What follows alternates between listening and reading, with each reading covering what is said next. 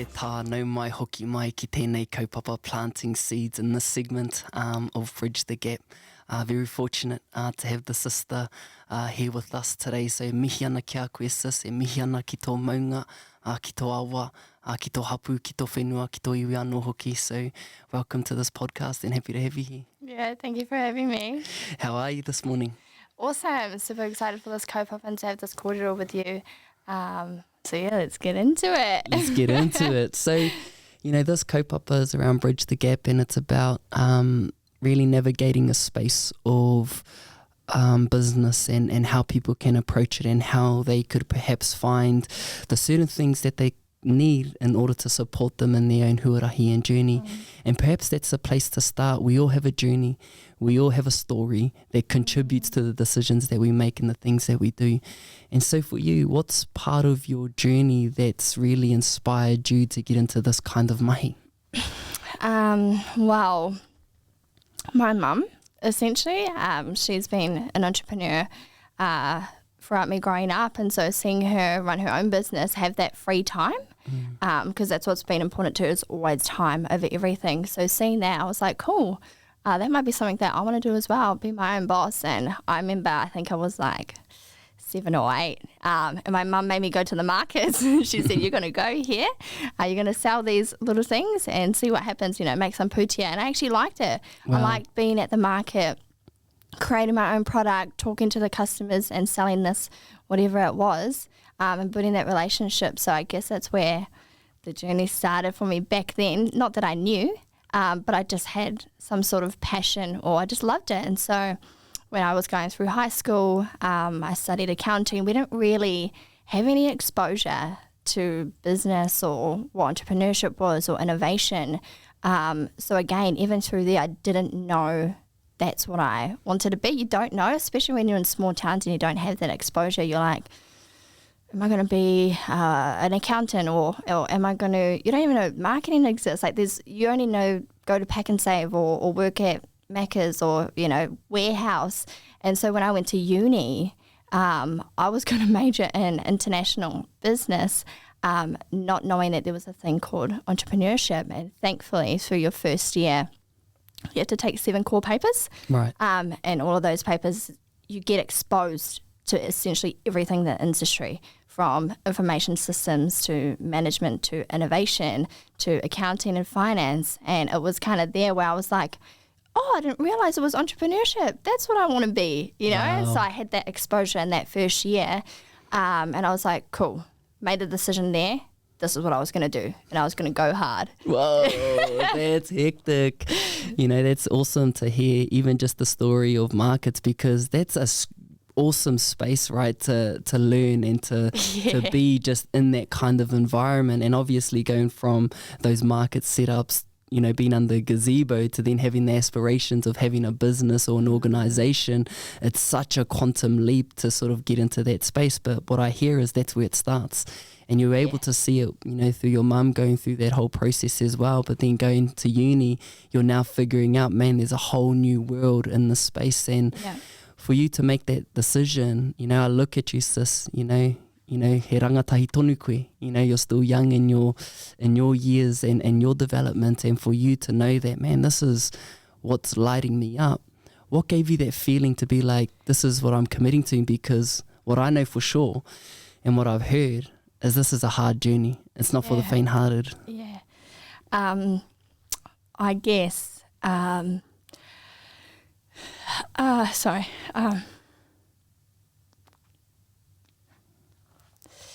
It's hard. When you grow up the way that I did, surrounded by gang affiliation and violence, and you don't grow up with a dad, and your nan brings you up. You don't always know what's possible. So I have 11 siblings. I'm the second oldest, and it was super important for me to set an example and to show them that they can actually be what they want to be. And I knew I would have to do that for them to follow suit. so that they didn't have to be stuck like my mum was and all my aunties and uncles are and everyone around me is. Me and my sister were the only ones that have gone to uni and pursued something else for ourselves. So that was kind of what made me say I need to do this now, because it's really important that I set us up, that I break those ties and I create a new foundation for us to grow. That was why I made the decision so early, and why I've been strong enough to push through every turbulence. And it's been hard, but that's why I've been able to keep going, because I know it's really important that my children and my mokopuna and my siblings and my whānau see that actually there's a better life out there, and we're worth it. We deserve that for ourselves. Wow. E mihi ana kia koe, and thank you for sharing that. And I can sense the closeness that your family and your upbringing is in your heart space, right? And to know that has the leverage has pushed you into, or perhaps there's this inner pull. You know, there's been something in you that's pulled you into wanting to explore something outside of what things have been. Yeah. You know, so has there been like this sense of like responsibility that you're taking, and well, this is what life has been, but in this moment I take responsibility of what it's going to look like moving forward? Yeah, exactly that. I knew that I, at the end of the day, actually had the decision to show up for myself and to create something new. Even through this journey now, it is hard when you don't see, I guess, physical changes in this world, but I know that there are those spiritual and ties down the line that I'm setting. And so I take that responsibility really seriously. And on the heart, you know, that's, yeah, I don't take that lightly. I can sense that, you know, and particularly when you see things in your upbringing and you see things and you feel into things as to be like, man, this isn't how it should be. And then you take that moment and that responsibility of a decision. And ever since you make that decision, have you felt things shift? Have you sort of started to see more light? Like, what are you starting to see in terms of you visualizing new things for yourself? Yeah, 110%. It's also been a journey of letting go that I can't control, that things will be what they will be, because oftentimes my siblings, like something will happen and I want to take them with me, but I can't. And so I actually have to just let go and know that in my pursuit of this future, that everything else will follow.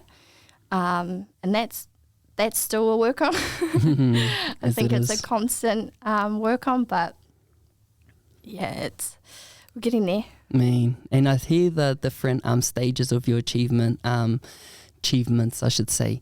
As you went to uni, you put yourself into business, and then along that journey you realize like, hey, I'm here, I'd rather experience than learn. Yeah. And so you moved outside of going to uni and you started to pursue all of that knowledge that you were learning, right? And you started to create more experience in doing business. So talk a bit about that, and what was that like, you going down that path to then changing into something else? I put a lot of value on experience and knowledge rather than ticking a box. I really don't like ticking boxes. So when I went to uni, I don't really know how I had this mindset, to be honest. I can't pinpoint why, but I went there to learn and to grow, not to learn how to do accounting or not to learn how to pass this paper. I went there to learn about myself and what was going to be possible for the rest of my life. And I got that through the first year of uni and the second year, essentially, mainly because I set a couple of things in place for myself. So the first year, I wasn't going to get a job because I knew that I didn't want to take away my time having to work and try and, I guess, fund a materialistic life. I'm not really, like I said, my kaupapa is about bigger things than that. So I set that in place. I wasn't going to get a job, so I would just experience uni and experience that life. And I think that actually done me a whole heap of good that I didn't realise, because I was able to immerse myself essentially in that time, just to be there, to be present and to learn. Got a bit of foundation stuff from uni, which is cool. Use that with the fire in my belly to get something started, put it together, and just gave it a go, really. So second year uni, we get a $500 grant from my iwi for going to uni. Yeah. And I used that $500 grant to buy a ring light because I wanted to do YouTube. I wanted to, I don't know, take cool photos, just whatever it was. And I used that to start my first business. That's how I started, because I knew uni was only going to give me so much. A lot of the times it's theory, and I know that experience is everything. So if I wanted to be an entrepreneur and I wanted to succeed fast, because there was plans to try and go fast, even though that's not how it works. Back then I was like, I'm going to succeed real fast. I was going to have to dive in deep, not knowing anything.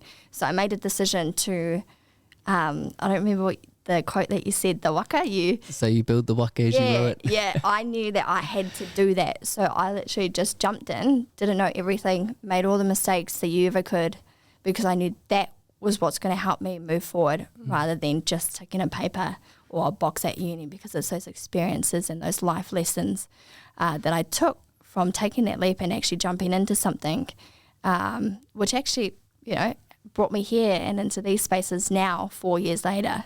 Right. And so what was the ring light business? Like, what did you do?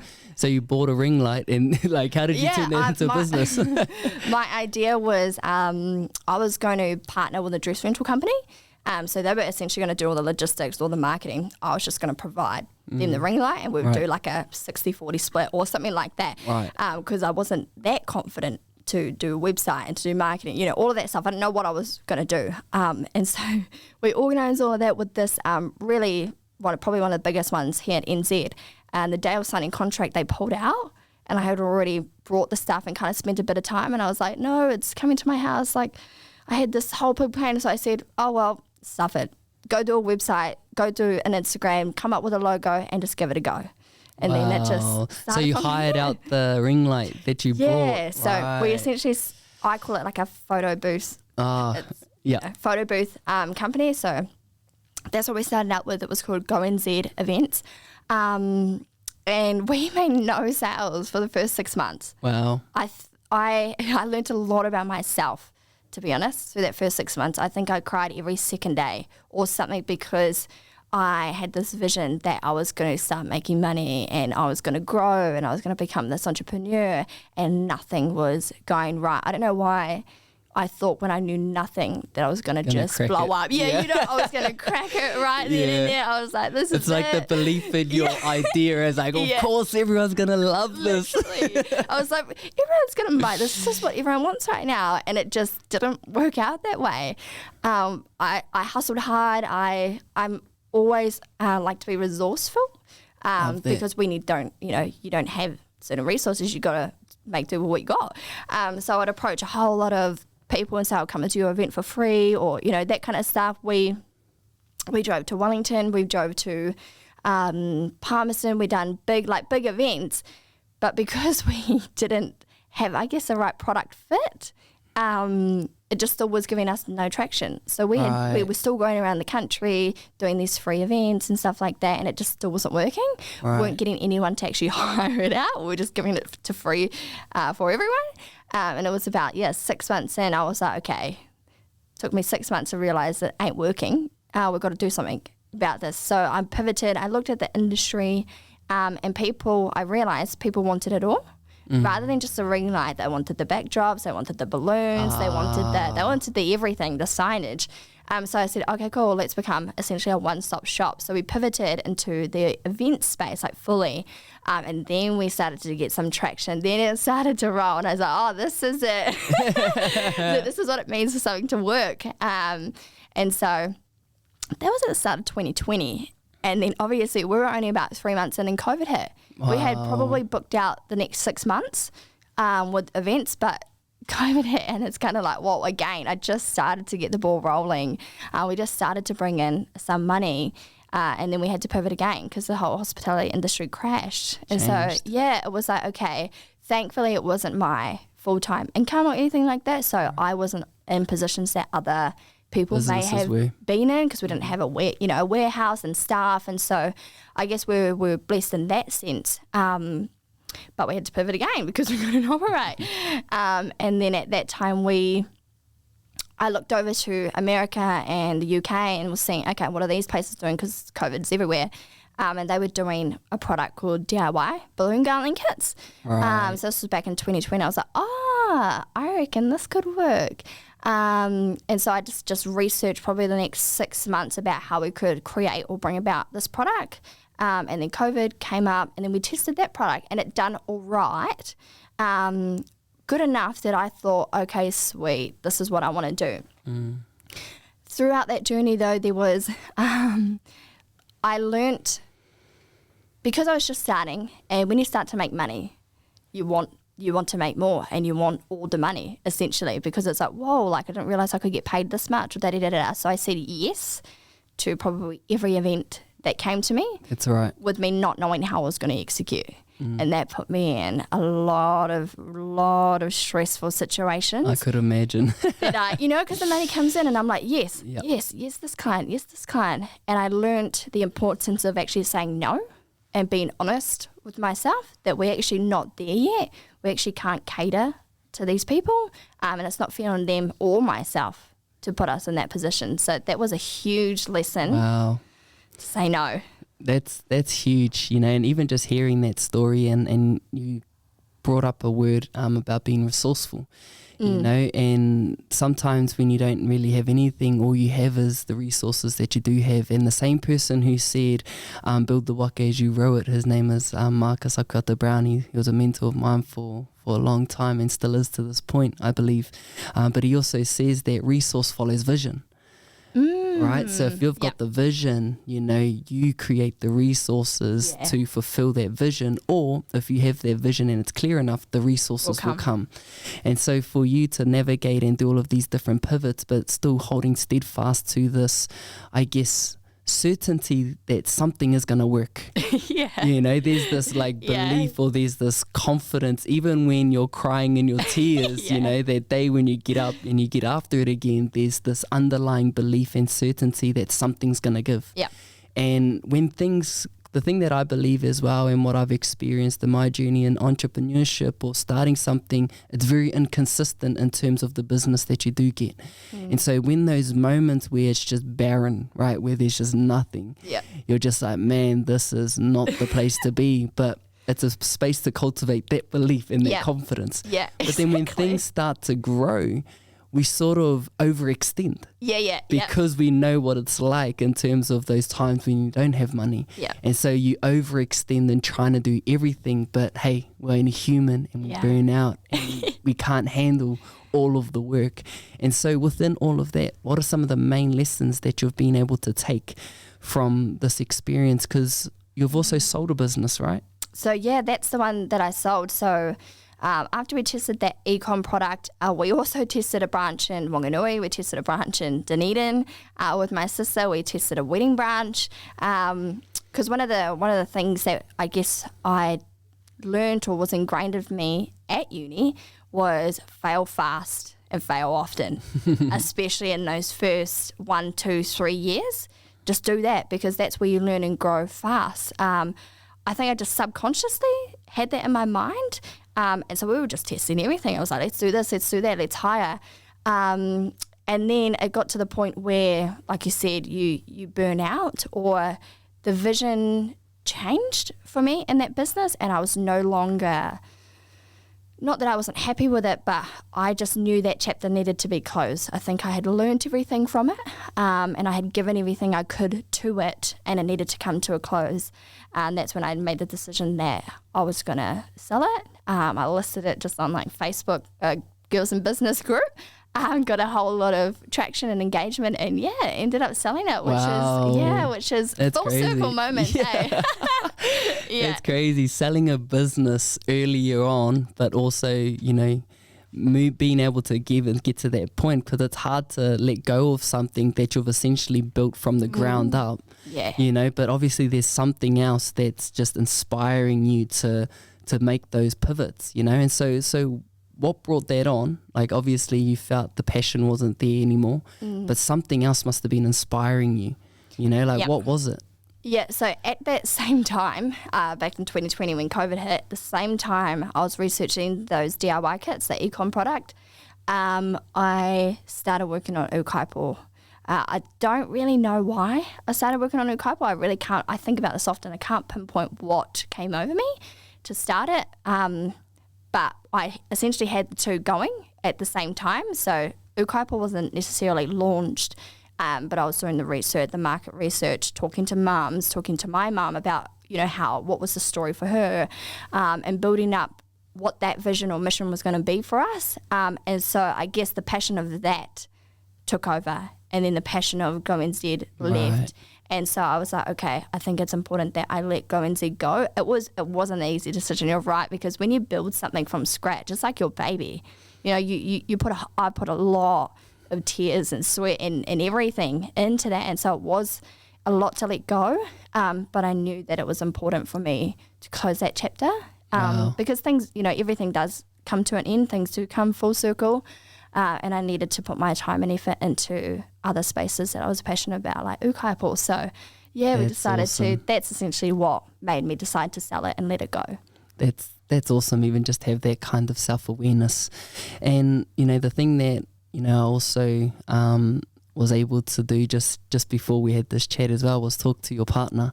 You know, having that kind of support in such a journey like this is actually so helpful, meaningful in many ways. So what has it been like? Because you just seem like a go-getter. Yeah. You just seem like this person who has all the ideas but not enough time or energy. Yeah. And so what has it meant for you to have that kind of support on this journey? Oh, everything, really. Because when I'm 100% a go-getter, and I'm fast, go. But there are a lot of times where you do need to be pulled back. You need to be grounded and anchored in who you are, to be honest. It was a whole lot of learning about myself, really, and how do I navigate my emotions and what do I want, what do I value. So having my partner there to actually bring me back and have those moments of silence to myself to think, okay, you know, what am I doing? Who am I? What is this? Rather than just go, let's do this, let's do that. Because I'm 100% like that. So it's been real key, because especially when you're young, you just get lost. I mean, in life, everyone gets lost. And so having them there to just remind me that was the biggest thing. It's a constant reminder, maybe even weekly still, like, you know, like it is, you just get hit with these reminders all the time that I place a lot of value on who I am, and what I value and where I come from. And so those are the things that ground me. I always had to think, okay, this is who I am. I am an entrepreneur. Or especially in those low times, like you question, man, I don't know if this is for me, or I don't know if I am an entrepreneur. I should be here, or I should be doing this. I should just get a 9 to 5. But, you know, those sorts of things play on your mind. But those are real thoughts, man. Exactly. Especially when you don't have those financial breakthroughs, and you're wondering, how do I survive this week? And those sorts of things, which aren't small things. There were often times where we were wondering how we're going to pay rent this week. You know, what should we get for food this week, or, you know, those sorts of things. It's part of the journey, but it's real. But when you know who you are and what you're trying to achieve and where you want to go, it always will pull you through. Yeah, that's why that real vision, or that passion for my whānau, that's what pulls me through. Yeah, and that faith and that belief and it really does, like Poiara used to say, what does it mean for you to be like a wahine Maori trekking this path? I'm a proud wahine Maori entrepreneur. I say that all the time. But it is actually a hard space to navigate. The business space in general is hard just being a wahine, but being a wahine Māori, again, is even harder. I think often I used to feel like I had to overcompensate so that people would hear me or they would see me, just give me the opportunity or give me a chance even. And it's still like that sometimes, but I understand who I am now, so I know I'm enough. And any space I go into, if it's for me, it will be for me. Wow. That's kind of what I go into it now, and so I'm proud to be a wahine Māori entrepreneur in this space, and I would love more of us to come in because it's so important. We have a different perspective, not only as wahine but as wahine Māori, especially for kaupapa like ukaipo and maramataka, or all of these student kaupapa that shape the way that not only Māori are but Aotearoa in the world. We're the leading Indigenous people of the world. They look to us of what they should do moving forward. So it's important for us to have that representation in spaces, like in all spaces, but especially spaces like this, entrepreneurship and business. Wow, I really just enjoy listening to your kōrero, and for you just to be a rangatahi yourself still, sis, and for you to already go through all of these different experiences that you've gone through, I just can almost feel that, in time, whether it's going to be like 2 years or 12 months or another like 3 years or even like say 8 years, 10 years, there's going to be a breakthrough where just all of these experiences are going to come through and you're going to have their full circle moments, and you're going to be able to stand there with so much pride, and your whānau are going to see you, your siblings are going to see you, and not only have you done it, but your words have actually manifested. Yeah. Like that's going to be a beautiful moment. And when you think about that, how does that make you feel now? Because at this point in time, I can just feel your commitment. I can just feel your passion, and that's what you need in this sort of like huarahi. Yeah. And do you ever factor in just your, like how young you are and how early you are in this journey? Yes and no at the same time. I definitely know that I'm young in the journey, but also older than others in the journey as well.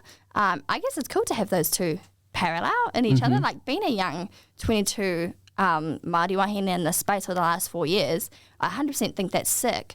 And then I also think I'm really young in this space. I've also got a whole lot of things to learn. I feel like I've just started to get a grip on what it means for me to be in this space. Like it's taken the last 4 years to even just get to that space, being confident enough to say I am an entrepreneur, even though I might not have so-and-so status or whatever people's, I guess, metric of success is. For me, that's success to me, where I am now, starting.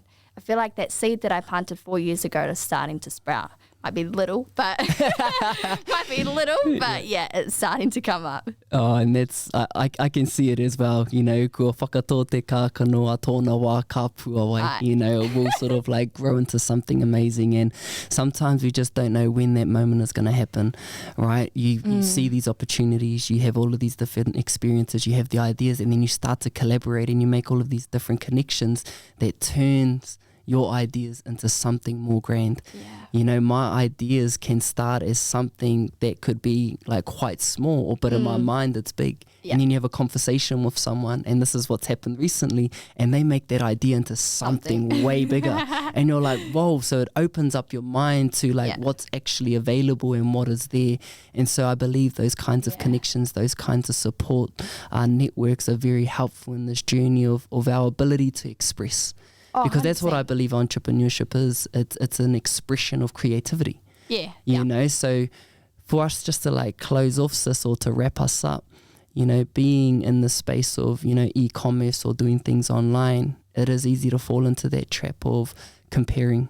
Like how do you support yourself, or what are the things that you do to help keep you grounded and not compare yourself, your situation to where you think you should be based on what you see? Yeah.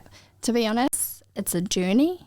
You're definitely not gonna, wake up the next morning and it's gonna be like, oh, all good. Like I don't care about this or this on social media, because you will.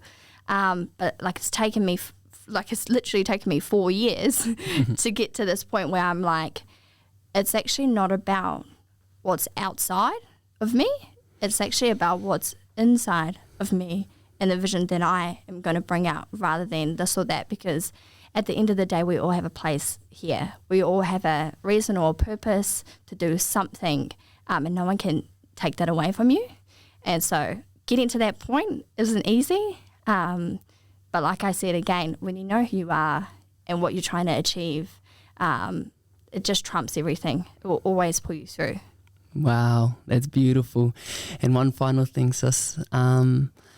If there was a lesson that you could give to your younger self, you know, around either this journey or business or life, what's something that you would share to that younger version of you? There's a lot, but I think the biggest one, because through this journey, it's not only been a entrepreneurial business journey, it's a personal journey.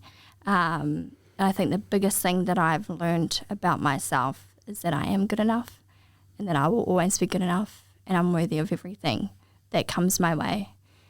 So I think that's what I would tell myself, is that you are good enough. You'll always be good enough. Give it a go. Wow, that was beautiful, man. And I do resonate with that deeply, particularly around entrepreneurship is where you learn the most about yourself, I believe. Yeah. It's that in relationships, I believe, right? Because when you're in this journey of entrepreneurship, you're trying to create something and you're always having those battles in your mind, right? Around, man, should I be doing this? Can I give more, or should I just go back to being safe and you know, look at other ways to support myself? But when you're trying to create a path or walk a path that not much people have walked, and particularly if you're to look in your own whānau dynamic, is this something that many of your whānaus, there are much examples of it, and if there isn't, it becomes a lot harder to walk that path. But that's where you do learn the most about yourself, all of those deeper things such as yourself. See, you're only 22 now. I'm 30, and it's only taken me up until my recent years to learn that I'm worthy enough, that I'm good enough. But because you've put in these I guess made these kinds of decisions, you've had the awareness, you're receiving answers much faster because of your pursuit at this point in time. So I just want to acknowledge you, sis. I want to say thank you for coming on to the show. I want to give you so much more acknowledgement for the journey that it has been. And I know that if you continue to nurture yourself in this way, something amazing is just going to continue to be on the horizon for you. And so thank you so much. If there are any final words, I'll just hand it over to you. Yeah, no, ngā mihi to you. This is awesome. My final kōrero, e rere kau mai te awanui mai te ka uimanga ki tangaroa ko au te awa ko te awa ko au. Ngā mihi. Che tēnā koe te miringa o tira kia tātou tēnā tātou katoa. Choice.